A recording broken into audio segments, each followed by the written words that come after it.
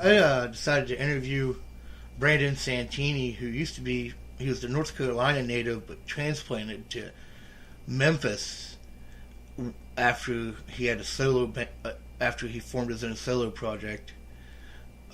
He was formerly from Delta Highway, which kind of got him on the map, and now he's gone a lot of places and won a few awards as a harmonica player. And he was influenced by John Popper, like I was, and we're very much on the same wavelength as far as harmonica goes about finding your own tone, and we kind of seem to come from the same place. And it was a good conversation, and he was very amicable and easy to talk to, and I enjoyed it. He just released a new album. The name escapes me at the moment. This was a good one. I have more history with him because I've listened to him and kind of followed him around for a while. So it was good to talk to him. So this is my interview with Brandon Santini.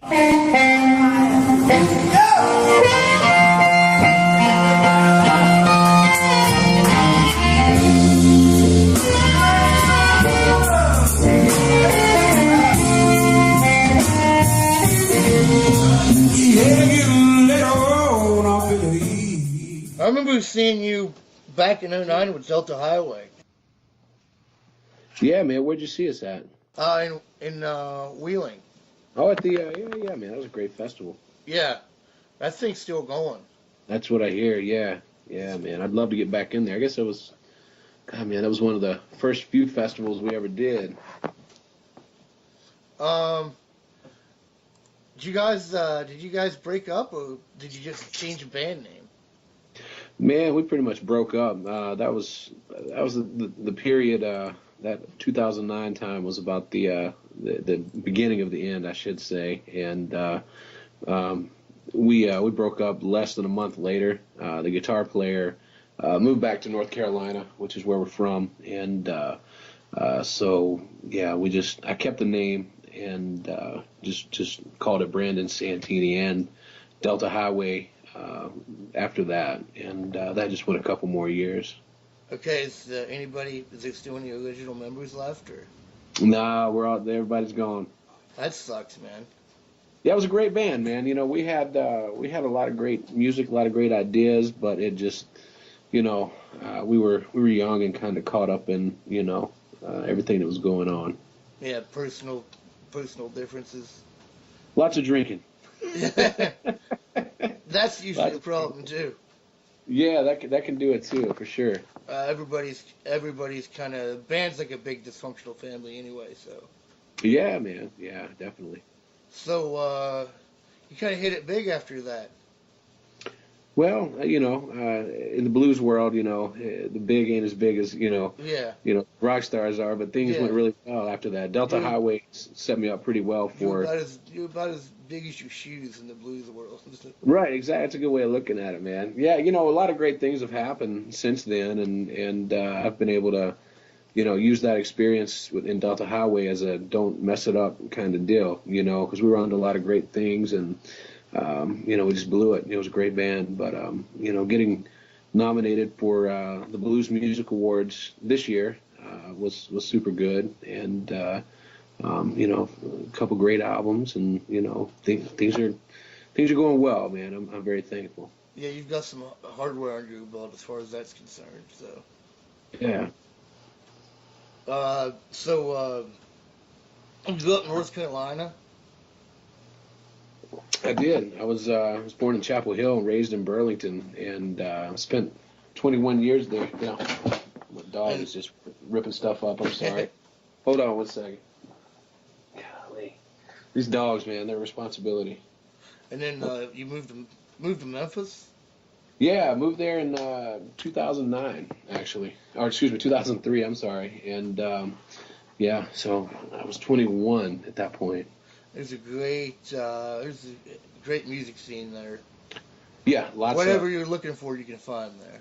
That's true. It's not just a blues deal. There's a good diverse good diverse pool here. Yeah, I'm a big fan of an old country band out of Memphis, Lucero. Oh yeah, man, yeah, absolutely. Do you know Ben? I don't know Ben personally. I've gosh, what is I forget the one the guitar player with the dark hair and the beard. Yeah, I forget his name, but his dad. We're good buddies. they're Brian. they're a Brian. hell of a band. Yeah, Brian Venable. That's his name. I haven't really been able to catch them. They play Huntington and stuff a lot. 'Cause I live in West Virginia, so. Hmm. And I live about an hour from Wheeling, Hmm. and I'm getting ready to relocate up there because there's more of a blues scene there. Because there's nothing here where I live, so Right. Right. Yeah.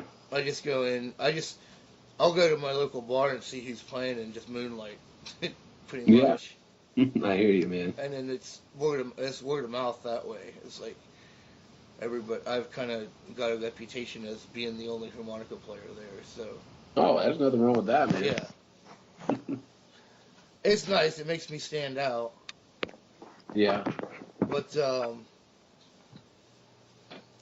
yeah, I listened to your first solo album, and then you just released it. What was your most recent one? This time another year. It came out in March of 2013, and my first album was Songs of Love, Money, Misery, and that came out 2011, I guess. Yeah, that was a good album. I really liked that one. Thanks, man. Um, I haven't really had the time to listen to the new one, but Oh, the new one blows it out of the water, man. yeah, Blows it out of the water. I'm a big fan of the first one. So Well, thanks, man. I love that record. I'm a big fan of old records. Old blues records, lo-fi, records, and we did that with that approach, and a lot of people didn't pick up on it. A lot of people don't have the ear to understand that organic aspect to it. when I listened to that first track, I heard some kind of reverb from it. I was like, this sounds like it's coming from a vinyl player almost. Right, man. Yeah, a lot of people don't pick up on that. I agree, man. It's the chosen few, I guess, as Rod Piazza say, or the chosen few. I don't know. So it's nice that you took that approach because some people don't appreciate that. Yeah, I agree, man. I appreciate that. I'm glad you dig it. So do you use tube amps and stuff like that too?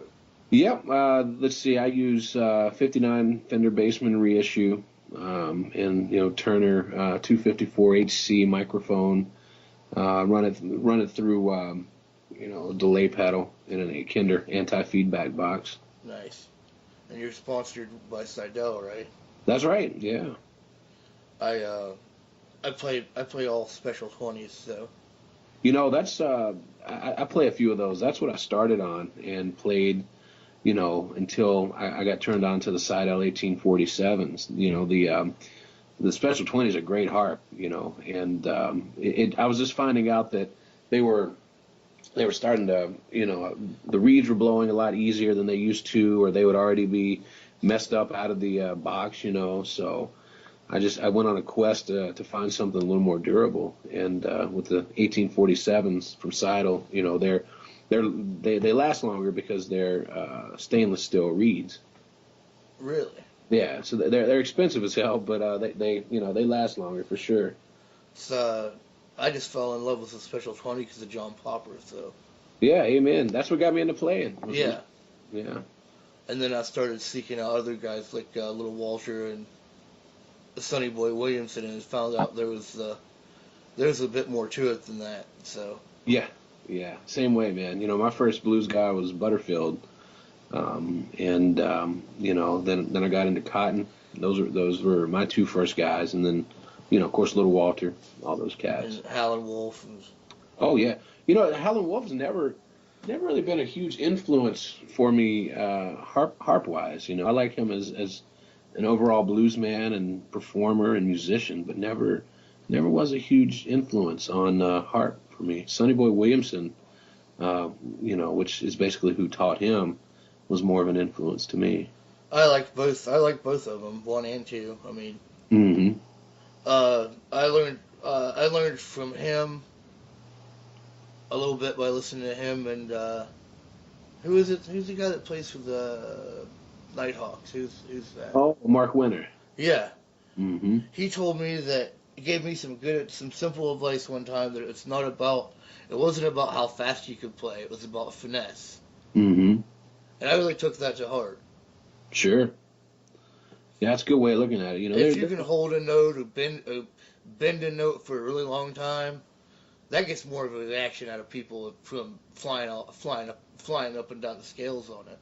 yeah, So yeah, and John Popper's not he's definitely not a blues guy, and he admits that, and he actually tries to not be a blues guy. He plays more like a horn player, meets Jimi Hendrix, that kind yeah, of. So that's really cool. He's an innovator of the instrument, but I found my true calling was playing blues. It feels I'm more connected with, and I can actually play it more naturally. I feel the same way. It's definitely something that I think that I fell in love with it just because there was a spectrum there. It just Mm. wasn't it wasn't any song in particular. It didn't matter if you were feeling bad or feeling good. The blues kind of covered everything, Yeah, you're right, man. You're and right. everybody wants to lump it under one category, and it's more than that, way more than that. Yeah, I agree, man. And I mean, I come from I live I was born I was a '90s kid, so and I can mention a lot of these guys to people they'll look at me and go, who, huh, what, and Yeah, same way here. yeah, but I've gotten a lot of support out of the my little community around here from playing the harmonica. There's a lot of guys that like hearing me play that wouldn't listen to another harmonica otherwise. So Right. Yeah, it's funny how that goes sometimes, man. yeah, Understand. and I got it's just it's a different breed. We're a different breed for sure. Right. Yeah, I agree. And yeah, I only live in a town that's maybe got 1,500 people. Hmm. I was I think there was 42 kids in my high school. Wow. In my high school class, graduating class. Hmm.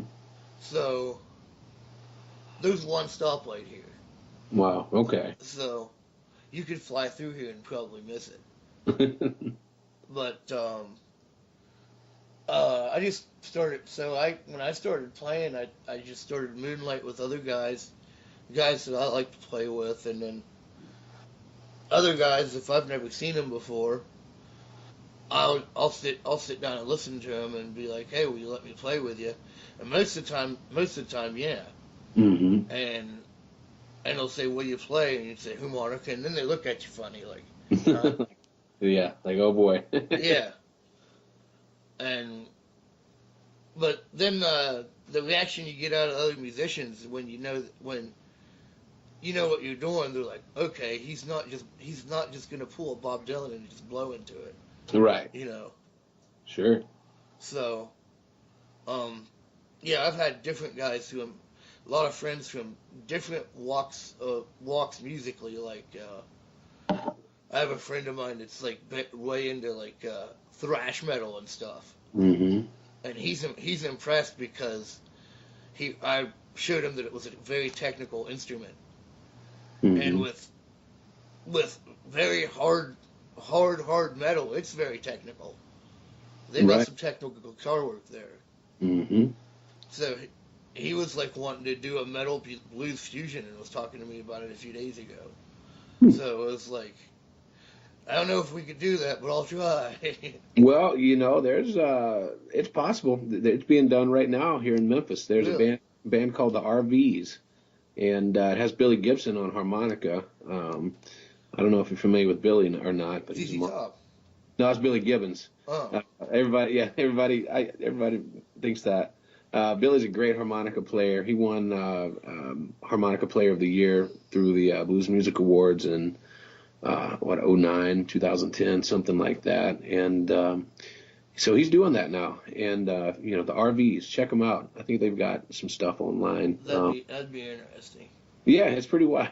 I got some guys. I got some guys that are very into that. That would probably if be introduced to the blues for one for otherwise. So Right, man. Hey, it's a gateway.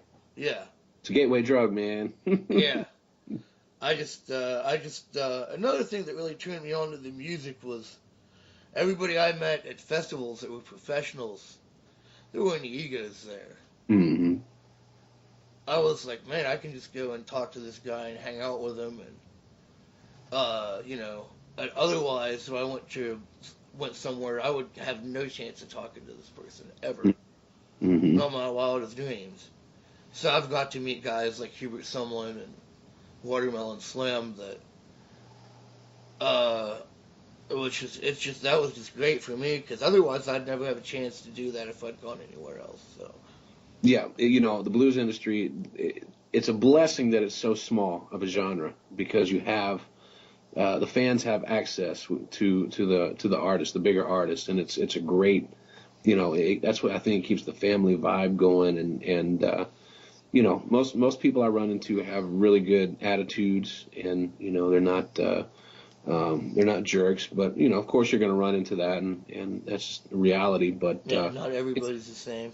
yeah, it's nice that the fans are able to interact with the artist at these venues. I think it's a great thing, and I love, one of my favorite parts of festivals and the shows in general is after the shows getting to go to the merch tent and shake hands and take pictures and sign CDs and meet your fans. And That's the after jams are always fun too. So yeah, man.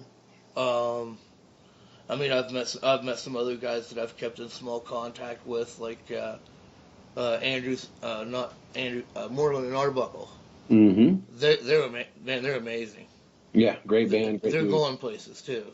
Yeah, I agree. They're good buddies of mine, and they're one of my favorite bands I too. think the first time I heard them, they really just blew me out of the water. So, Sure. and then there's some guys from Canada that I heard that were a little bit different, but I haven't seen them around much anymore because they stay a lot. They stay up in Vancouver a lot, but the Harpoonist and the Axe Murderer. Okay. You Don't heard know. of them? Mm-hmm. They're just a two-man group. So, Okay. but they were in Wheeling last year, and they got one guy that plays harmonica and sings, and the other guy plays guitar, and he does all the percussion with a foot pedal. He's got like a pedal that controls all the drums. That's wild. And yeah, so Hmm. and they really impressed me. They're kind of like I'd say a more rootsier version of the Black Keys. Mm-hmm. Okay. But yeah, it's just you get to run into those guys and hang out with them. And it's just a lot of fun. So Sure. I think probably my best memory of that was going to Kentucky to see Tab Benoit and Anders Osborne, Mm-hmm. and then I couldn't get through security because um, didn't get around back because they weren't going to let me through. But Tab actually recognized me from a festival and was like, "Hey, no, I know him. He's allowed through. Come on through." Oh wow. I was like, so you don't get that. You don't get that. If you would go to some place like, say, Warped Tour or Lollapalooza or something like that. Right. So Totally different ball game. yeah. Mm-hmm. So that's part of the that's what drove me really, I guess, toward the blues scene. The fact that it was kind of a big family, and you had everybody had each other's back, and Mm-hmm. everybody's friends. So Yeah, I mean, it's you're right, and amongst musicians, it's not a competitive music; it's a collaborative music, and that's I think a good way of looking at it. do you have anybody that you want to play with that you haven't played with yet? Oh man, God, I still would love to play with James Cotton. I still would love to get on stage with Blues Traveler. those are my two things, you know. Those are my two guys that I would love to get up there with. But you know, there's a lot of I would love to be able to play with a lot of cats, you know, that maybe someday it'll happen. Maybe Yeah. you know, but Who those are have you played with? oh man,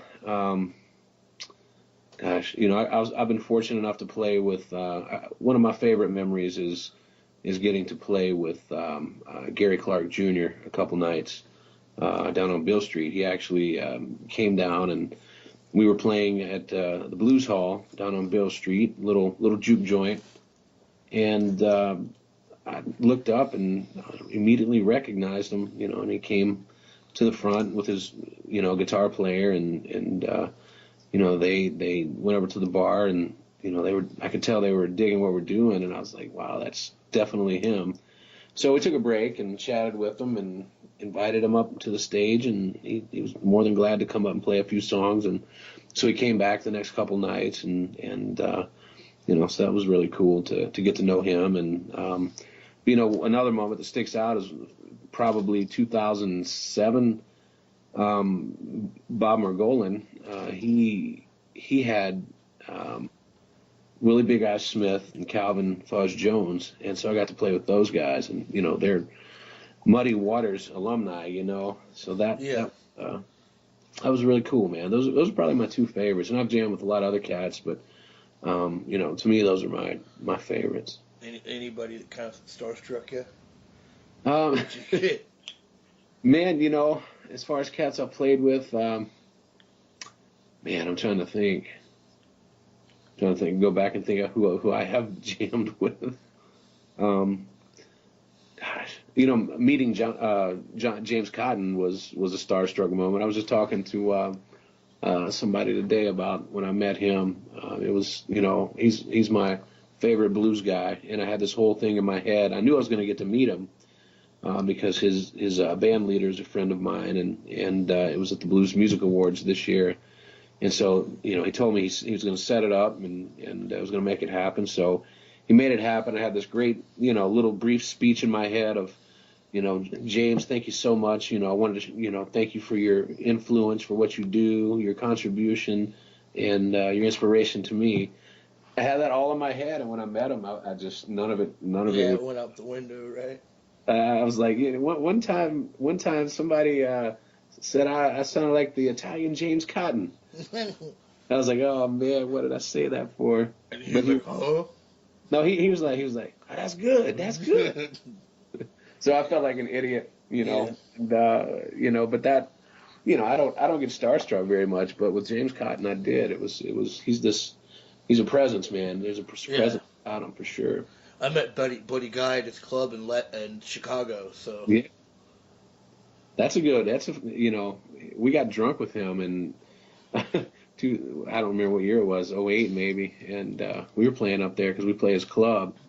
We play in the old one, and we were opening for Kim Wilson, and he came out, and you know, we were the opening band, and he sat in with Kim. He didn't see our set, but we talked to him, and we waited for people to clear the way, and we made our way up to him, and like, hey, we're the opening band. It's so pleasure to meet you.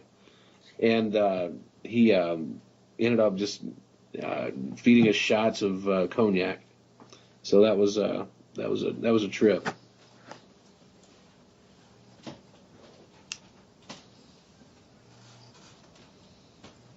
Uh-oh. yeah, I just I was just I was just in the bar with my family that night because we were on vacation there, and he just happened to be there that night. So Mm-hmm. and he wears that big ass ring with his initials on it, so he kind of Mm-hmm. gave himself away. Sure, man. He's very quiet though. Yeah, He wasn't too talkative. yeah. You can catch him. You never know what you're going to get with Buddy. You know, you never know if you're going to get the standoffish, quiet, reserved guy, or if you're going to get the the real excited, chatty Buddy guy. You just never know. So he was like sitting right next to the door. So I figured. So he was looking to leave in case anybody recognized him, but Yeah, well, I hear he's pretty good about hanging out around the club, and you know, yeah, he, he signed a few things for me, and it was pretty cool. So Yeah, yeah. You just never know what you're gonna get with him sometimes. Yeah, he seems like he's pretty like a mixed bag. You don't know what you're gonna get. So, Mm-hmm. but oh yeah, yeah. I just loved all the highway, and I kind of followed you since after that, and it was nice to see you going places, man. You know. Well, thanks. I appreciate it, man. I'm thankful for for the success and the people who have who are on my team and helped me along the way and continue to support me. It's a wonderful thing. Yeah, because it is nice to have that. I mean, you know, you're always gonna have them whether you fall on your face or you just keep going from where you are. You know, Hmm. Amen. and so yeah, so Delta Highway split up, and now you just got your thing on. You got this thing, and it's Mhm. been working pretty well. Seems like. Yeah, man. Absolutely. Um, you got any good road stories? None that I can tell. None that you can tell. No, Change the God, names to protect the innocent. right, yeah. There's been a lot of the good thing about being on the road, and the fun part is the unpredictability of it, and how there's never really a typical day when you're out on the road, and you meet so many great folks, and there's a lot of interesting folks you meet, and I carry those memories with me, and so it's really neat being out on the road. As much as I miss being home and away from my wife and dog, of course, it's you got to get out there to get your music to people. I was gonna say it's definitely a double-edged sword being on the road because you're out there a lot, and there's got to be days where you're just tired. You know. Yeah, a lot of times, people think it's when you say, for instance, we're doing this 3 week tour of Florida or Mm-hmm. 2 week tour of Florida. People are like, oh man, you're gonna go to the beach, have fun. I'm jealous. Well, I think the last time we were in Florida touring for 3 weeks, and it's amazing that you can tour for 3 weeks in Florida, but you can, and we did it. So we've done it numerous times, and you know, didn't see the beach or actually go to the beach but once, and that was just to step out there and catch the breeze. So it can be tough, because there's a lot of hours in a van, and my wife found that out, when we first started Yeah. dating. It's not a vacation. It's dedication and a lot of miles. You've got a we've got guys this tour coming up. We start tomorrow. We head out for 12 days, and um, gosh, there's a lot of getting up, at 6 a.m.s and leaving at 7 a.m. departures, and so it's a challenge sometimes, and it can you know, I was once told, and this is one piece of advice I give younger musicians: you'll never make it in this business if you can't sleep sitting up. So you better learn to sleep in a van sitting up or in a chair sitting up. It can be challenging. You can wear yourself thin, and you just have to you know pace yourself. If you're a partier, you have to pace yourself. Luckily for me, I got all that out of my system in my 20s, and so I just, I'm kind of the square of the group now. Yeah. People tend to romanticize that kind of thing, being on the road and touring. It's not as easy. It's not as fun and as easy as it looks. Yeah, it's definitely not as easy as it looks, and it can be a lot of fun. My dog, Sonny, my dog is dreaming and barking. Go figure. She always steals my thunder, man. But no, it can be fun, and we have a great time out on the road. I'm fortunate to have a lot of great guys that are in my band, and they're fun to get along with and easy to get along with, That's cool. That's cool. I mean, and great musicians too. yeah. Uh, I haven't heard any of Jeff's stuff, but I know he has a solo album, but he's very good. He's a good guitar player. Yeah, man. Uh-huh. Um, and Yeah, it's nice to have a group of guys you can get along with and that you have some chemistry with. So Yeah. Well, Jeff's not in the band anymore. I don't know if you knew that or not. really, I thought he was still in the band. No, he's been out of the band. Oh, gosh, was it? It was last year, last summer, or yeah, summer of 2013. Yeah. Oh, so he was good though. I thought he was still in the band. No, no, he decided to go and do his own thing, and we both knew that was the plan, and so yeah, he's getting out there, slowly but surely. Yeah, but it's nice to have, even if other guys leave and you're like, well, that guy's gonna go do something. So Hmm. as long as you support each other and stuff like that. So Oh, sure, sure. and because I've played with guys that I love and I love playing with, and I have guys that I've played with that I can't stand. It goes that way sometimes, man. Yeah. And it's just that's the nature of the beast, man. You're not always going to get along with everybody. That's just how it goes. But you got to try.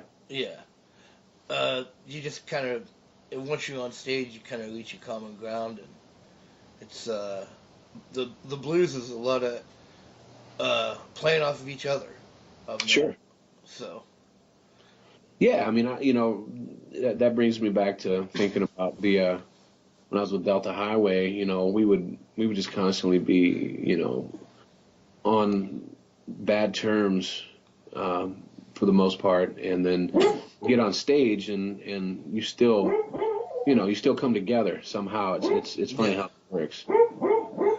yeah, it's like I don't like you, but we're gonna play together, Exactly. and we're gonna kick ass doing it. Yeah. So yeah. But yeah, the harmonica's a very complicated instrument. It's definitely it's it's definitely kind of really changed my musical circle, and it's made me some good friends, and Hmm. I love the instrument. It kind of really uh, saved my life personally when I found it, because I found something that I could play. Well, not only was it easy to play, and I found out I had an affinity for it. Hmm. Just just the community of people, of musicians and people that play it. So Yeah. with spa and stuff like that. I've never been, but I want to go. Yeah. I've never been to Spa.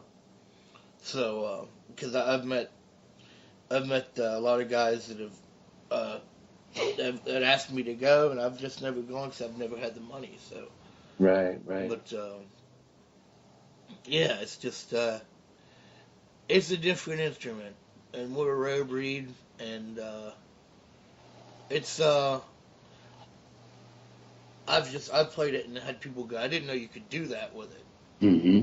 Well, if you know how to work it right, you can. It's like a saxophone in your pocket.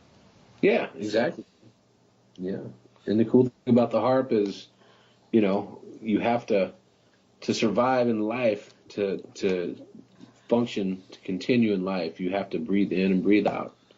And the harmonica is the only instrument where you breathe in and breathe out to make. exactly, I've heard that said before, I think that's a great comparison, man. You have to breathe in and yeah. out to live. And it's not gonna get you. It's not gonna make you rich, but you are gonna have fun doing Mm. it. So, Oh yeah, yeah, absolutely. because I heard somebody else say, if you're getting into this business with this instrument for the money, look somewhere else. Yeah, that's true, man. It's a tough game for harp players. It definitely is. But yeah, where I live, there's only me and like one other harmonica player, like probably in town. Hmm. So we're kind of like the odd ducks. But now every time I go somewhere, every time I go out to a bar, there's always somebody that walks up to us, "Hey, you bring your harps, man?" You know. Right. So I appreciate the attention it gets me, That's but great. at the same time, I'm like, I don't know if I want to play for this guy or not. You know? Sure, sure. But Man, always, I learned step on every stage you can. yeah, That's the best way to do it, man. yeah, and I'm a very self conscious person, so but when I get on stage, that all goes away. Yeah. So that's Yeah. when you get Some, command of a crowd. man, it does it, man. It's the stage will pull some things out of you, man. It's the craziest thing. Yeah, it's because I have a hard time. Sometimes I have a hard time just talking to people or whatever, and get on stage and put a harp in my hands, and that's then it's a different ball game. I'm a different person. Yeah, same here, man. I'm the same way. Off stage, I'm pretty calm and some would say antisocial. I don't know. I just when I'm off stage, my personality is just laid back and I'm definitely not a type A personality, but on stage, I know it's my duty to perform and I have to entertain, and so that's what I do. Yeah, yeah. It's and you're good at it. I've seen some of your live shows, watched on YouTube and stuff like that. So I've always wanted to go to Memphis because I have a soft spot. I've always wanted to walk down Beale Street and stuff. Mm, So nice. and yeah, I've just never had the chance to catch you up because you're usually always too far away. So Yeah, West Virginia's a state we don't really get too much. Virginia, I mean, we used to hit that, but still, Pennsylvania, we don't really play the Pittsburgh area. and Pittsburgh's got a nice scene there too. Yeah, that's what I hear. Yeah, I don't know why we're not in that scene. And Wheeling, West Virginia, is about an hour from me, and they just started picking up national blues acts like I think every third Tuesday of the month now. Right. They play Yeah, at a I've heard. bar there. I've heard about that. Hopefully they'll give you a call and I can come up and see you and we can have a beer or whatever.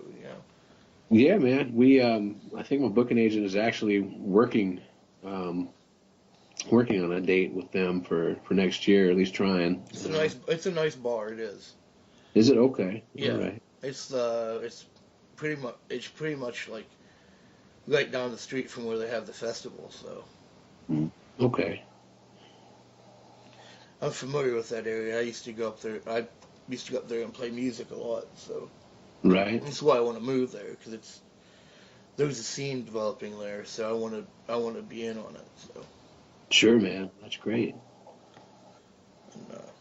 So yeah, I appreciate your music, man. I appreciate you giving me time to talk and every all that stuff. So It's my pleasure. I appreciate you, thinking about me and having me on, on here and it's always good to make new friends, man. but do you have any advice for other harp players and guys like me that are trying to get their foot in the door? Man, I don't know if I would be where I'm at as a sideman. I think this day and age for a harp player to really make it, and I say make it loosely, Yeah, is to form your own band and front that band and call the shots. That's the best way to do it, man. I think that seems to be a good method for success. And you know, play like you want to play. Don't be don't let the blues police get out there and say, man, you got to play just like Little Walter or you ain't playing blues. yeah. Don't let that happen. Be you. Let the instrument evolve. It's got to evolve to survive. I've noticed I've noticed that I wanted to play like John Popper, and then I heard Jason Ricci, and he blew me out of the water, and I said I want to play like him, Hmm. and then I was just like I kind of gave up on that, and I said I need to find my own way, and find my own way to play, and see what fits for me, You're exactly right. instead of trying to be everybody else. Exactly right, man. Be you. That's all I try to do, man. And I'm steeped in tradition, of course. Yeah, You know, you got to be yourself and have your own language, your own dialect. yeah. I think that's what makes the harmonica very distinct. Is everybody has their own tone, as it were. Everybody has their own style. So. Right. Yeah, man. So yeah, I appreciate your time, man. Hopefully, I'll see you out there probably next year if you guys get to Wheeling. Yeah, man, definitely. So, like I said, I'd love to go to Memphis. It's one of the things that's on my bucket list is to go to Memphis. So yeah, you got to get out here sometime, man. So I appreciate it, man. Thanks a lot. Thank you, buddy. I appreciate it. All right, see you later. We'll keep in touch. Sounds good, man. All right, later. All right, bye-bye.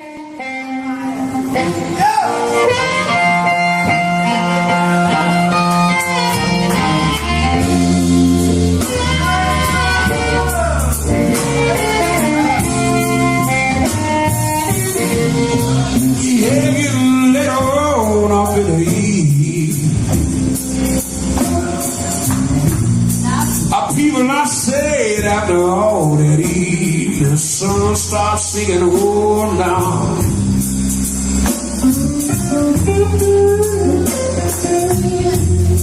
Yeah, get later on up in the evening.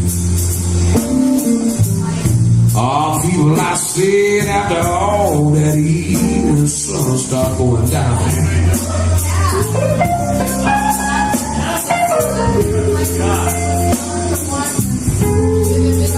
Yes, you know, that's when I give her my sweet little baby.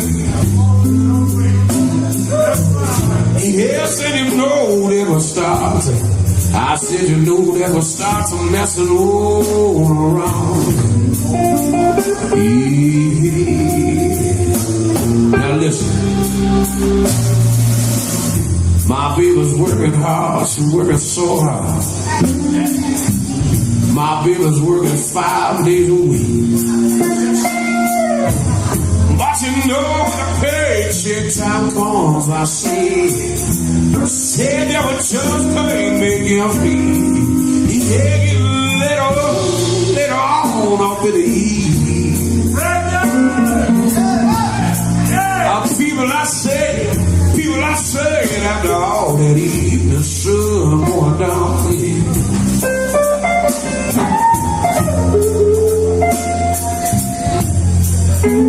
Yes, you know, that's when I give her my sweet little baby. Yeah, you know that was starting. I said, you know that was starting messing all around. Play your guitar, Jim.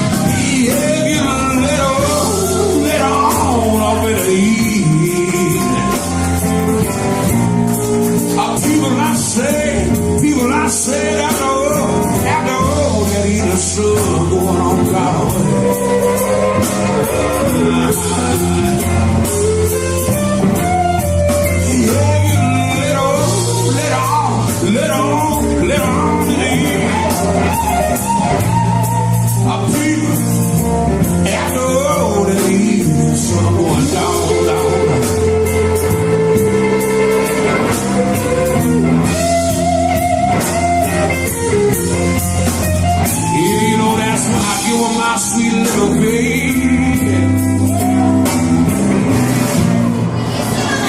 Yes, and you know that we'll start to mess around.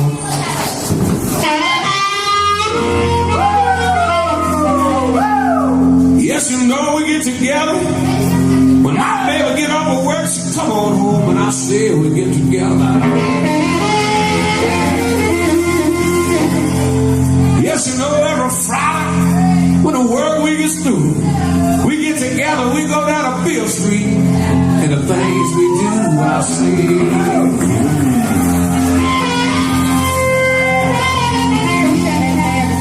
Yes, you know we get together.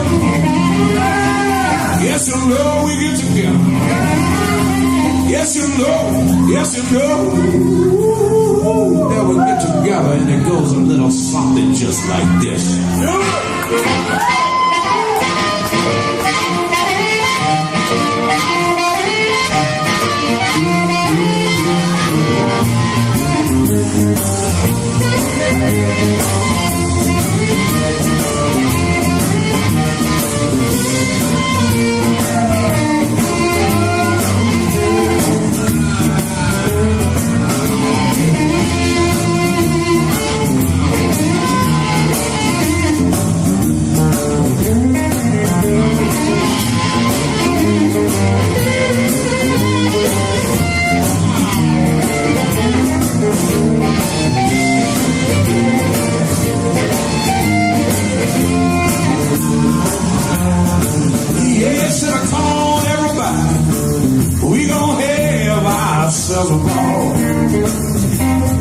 Yes, come on, everybody. We gonna have ourselves a ball. Well, come on, come to ourselves. I said a good Lord Almighty, come on. Yeah, gonna go downtown, baby. I know that we're gonna shake it up that long. Yeah, we're gonna go downtown, baby. Yes, you know we're gonna shake it all night long. Yes, everybody, let's get together. You know there's gonna be some singing going on. Now listen, baby. Well, everybody's on the floor. I said you better open up the door. You better send the band a couple bucks if you wanna rock some more. I see. Come on, everybody. Yeah, we're gonna have ourselves out. Yeah, come on, come to hell now. Lord Almighty, come on.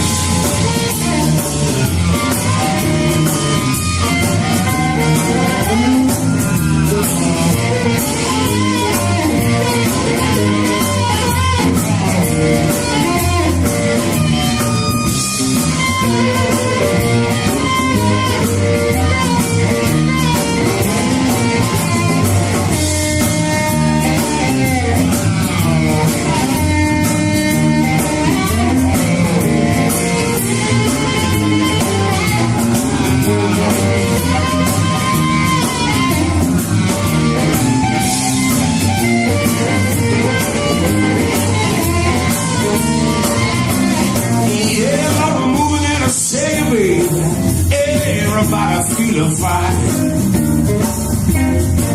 Yes, every moving and a shaking love, everybody feeling fine. Everybody, let's get together. We gon' have ourselves one hell of a time. Now listen to me. Well, everybody's on the floor. I said you better open up on the door there.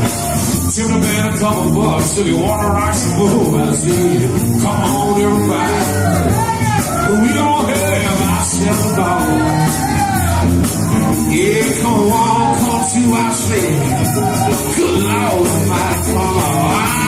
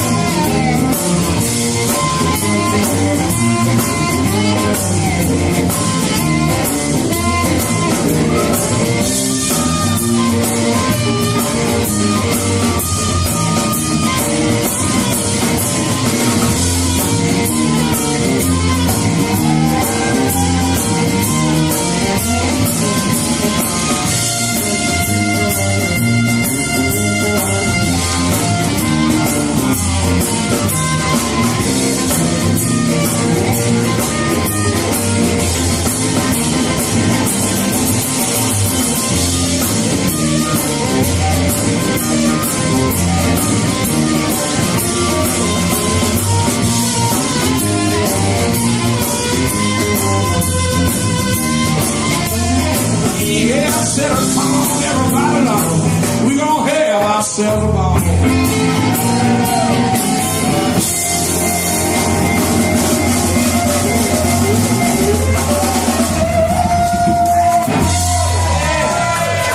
Thank you so much, man. Man, y'all just turned Darwin's into an official juke joint right there. How about it for the dancers? Yeah.